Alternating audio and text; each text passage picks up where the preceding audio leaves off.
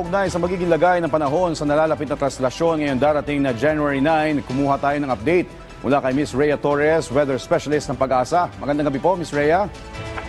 Magandang gabi po. Magandang gabi po sa ating mga tagapakinig sa magiging lagay po ng panahon natin sa susunod na 24 oras, pati na rin po sa mga susunod na araw. Sa kasalukuyan po ay wala tayong binabantayan na LPA o bagyo sa loob at labas ng ating Philippine Area of Responsibility. Bagamat asahan pa rin po natin yung mga pagulan sa ilang bahagi po ng Luzon, dulot po ng epekto ng hanging amihan pati na rin ng shear line.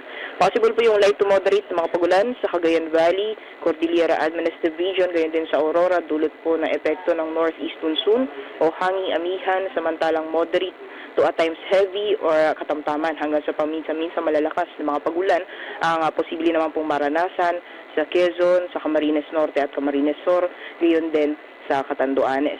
Samantalang dito po sa Metro Manila, pati na rin sa nalalabing bahagi ng ating bansa ay asahan po natin na generally fair weather conditions, liban na lamang yung mga posibilidad ng mga panandalian o mga biglaang buhos ng ulan, dulot po ng mga isolated thunderstorms na mas madalas nararanasan sa hapon o sa gabi. Sa kalagayan po ng ating karagatan, may gale warning po tayo nakataas sa dagat baybayin po ng Northern Luzon, dyan po sa mga dagat baybayin ng Batanes, Babuyan Islands, at hilagang karagatan po or dagat baybayin ng Ilocos Norte. Kaya delikado pong pumalaot sa ngayon, lalong-lalo na po sa ating mga kababayan na may mga maliit na sakyang pandagat.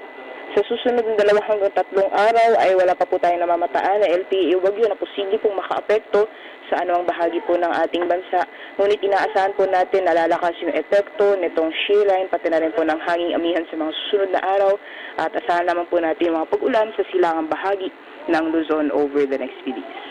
Yan ang po latest mula dito sa Pag-asa Weather Forecasting Center. Rhea Torres po, magandang gabi.